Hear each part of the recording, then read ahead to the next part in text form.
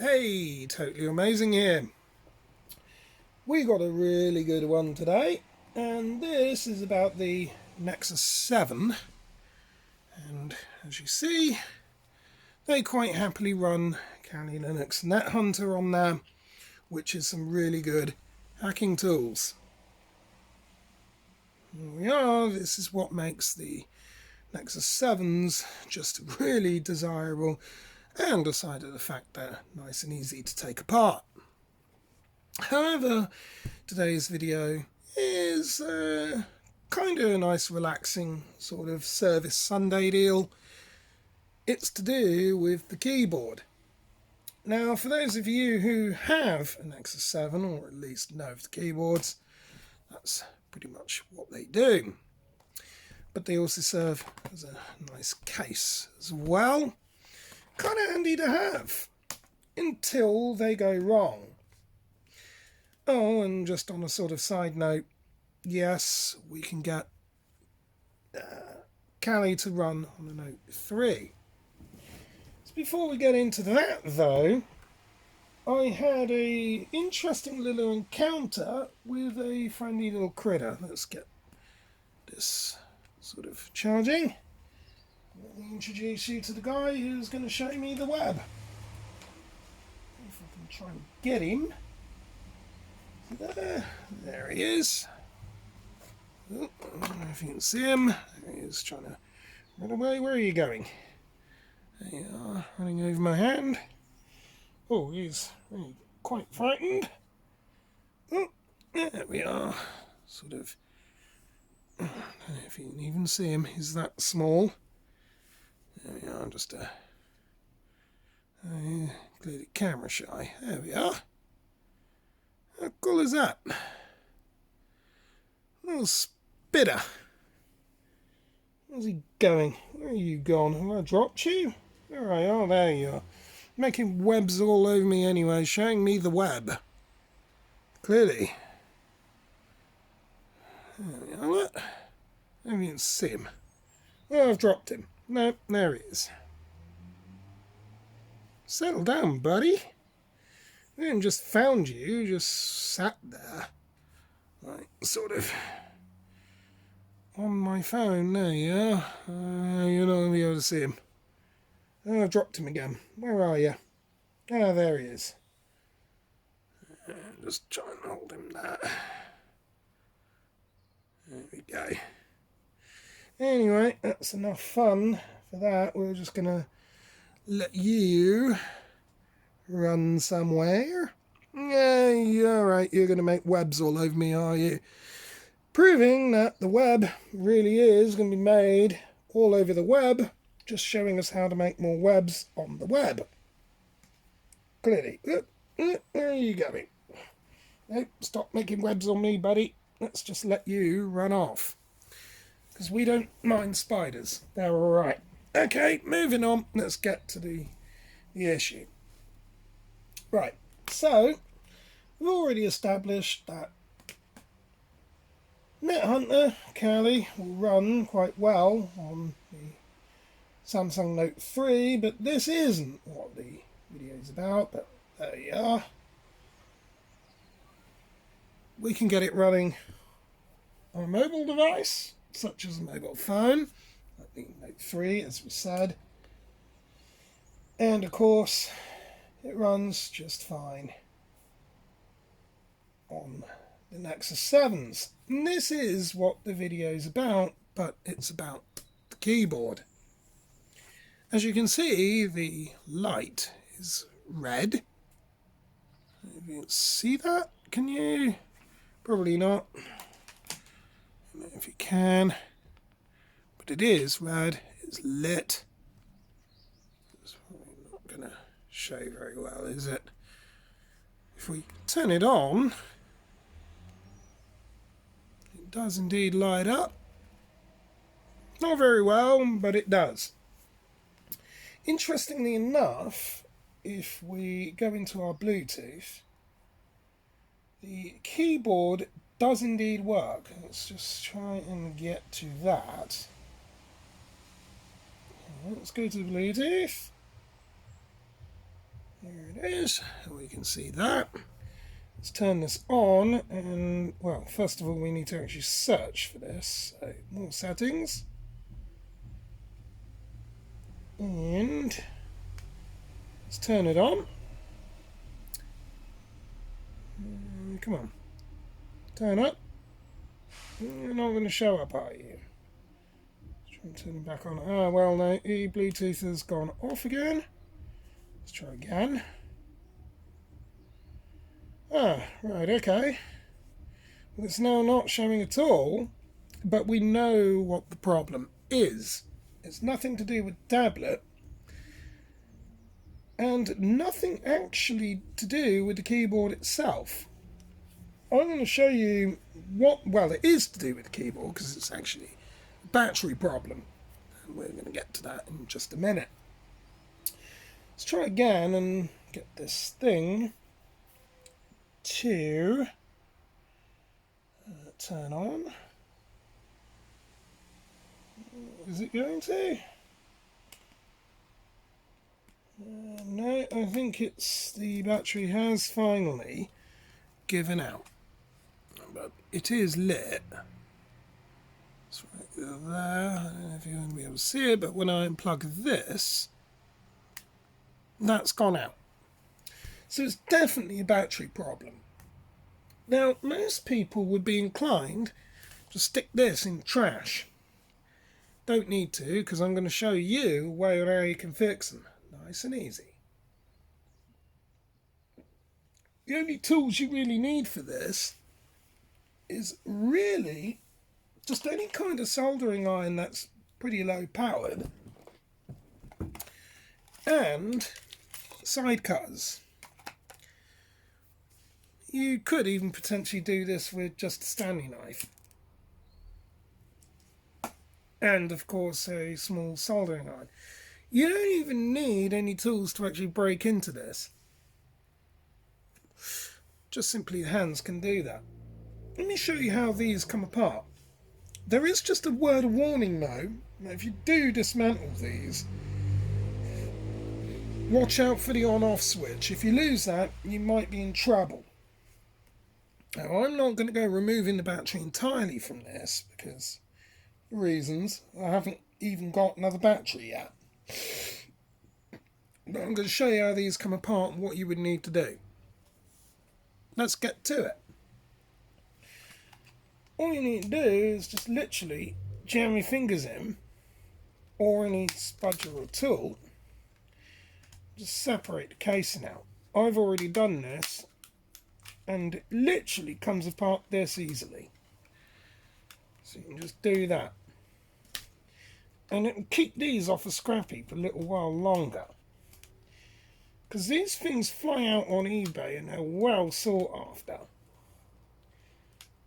A bit tricky to get into via the back. If you've got a spudger or case opening tool, I'd recommend that.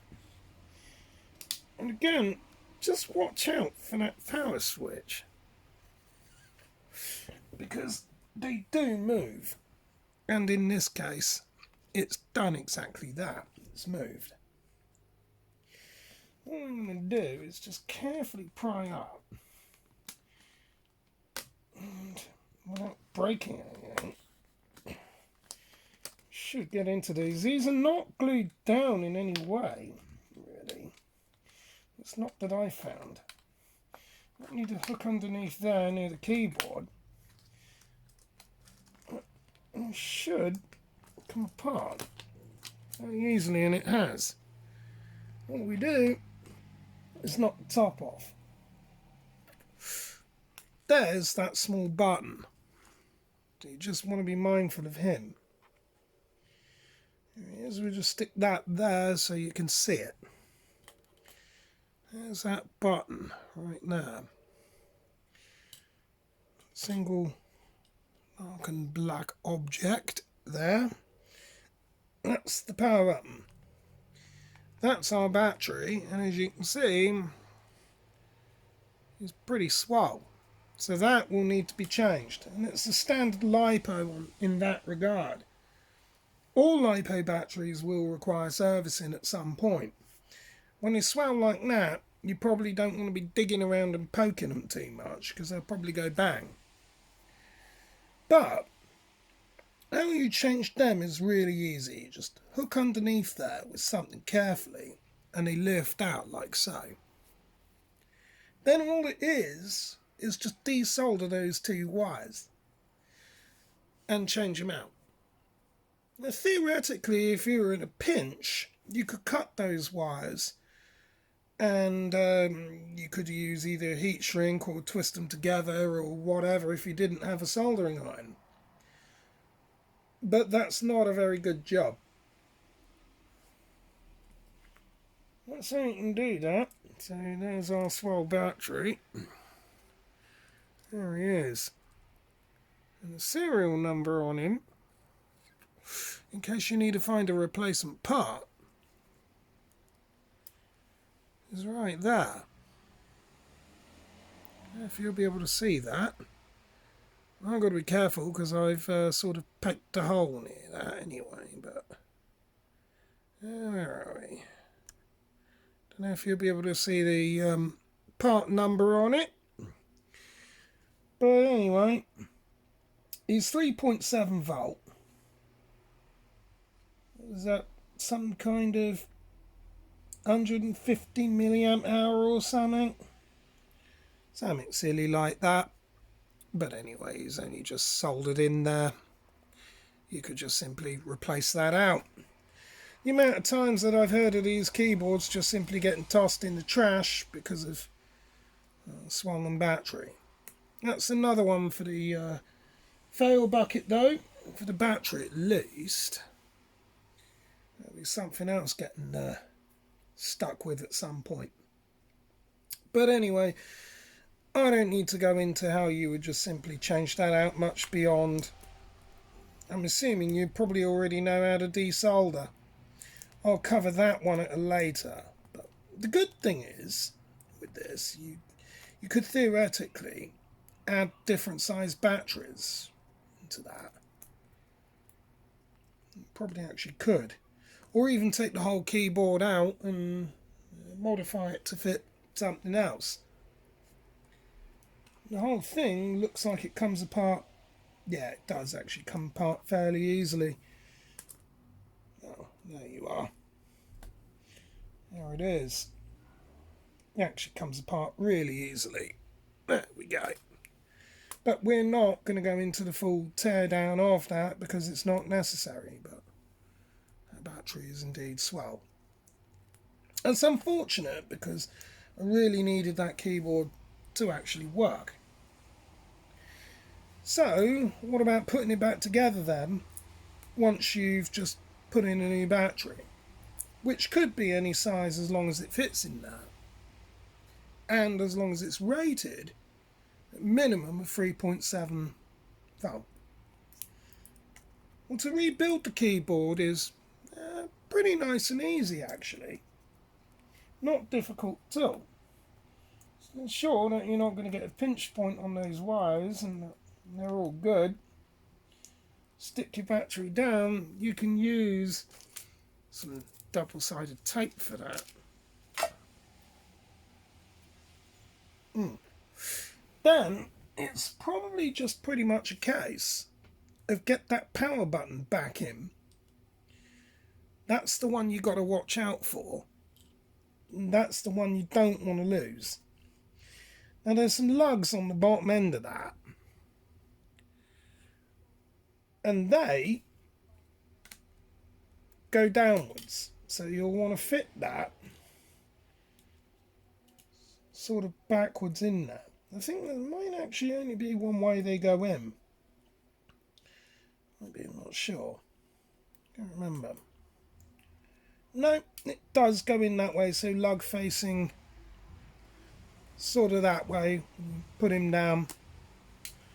Because the idea being, it's got to push down on that switch there. So when you've got the back of the keyboard there, lug's going to be facing towards you. Putting this back together is nice and easy. Let's turn the whole unit over upside down. And And you just go for the reassemble that way, push those corners in like that, and let's see if we've got this right. The whole lot flies back together. So easy on that. So easy. And the button still works. But like I said, in this case, the battery's goosed. So I'll need to go and get another one. There we are. Power light back on it. Yeah, it still does turn on, but that light will do some funny stuff and then go off. Look, it's done. And then you get the intermittent sort of red light problem. And that's definitely battery. Yeah. Wouldn't recommend doing that too much though, because like we said, you don't want that battery going off. I'll probably, anyway, go ahead at some point. Either today or tomorrow or someone. Just desolder that and get that out of there. Just purely because I don't want it going off and then trashing the entire rest of the keyboard. It would be sadness, but for everybody else who's got an Nexus 7 with a keyboard, you don't actually need to be chucking this away. They're easy enough to fix if you sort of know what you're doing with a soldering iron. They're pretty easy to do, and you can fix that and get him running, and you'll be out of some trouble. What I need to go and do now is go find a spare battery for that. Not sure how that's going to go, but we'll see. That's a story for another day. But until then, I'm just enjoying a nice beer and a smoke and a Sunday. God knows where the spider's gone, but still. Stay foxy, much love. See you soon. Bye.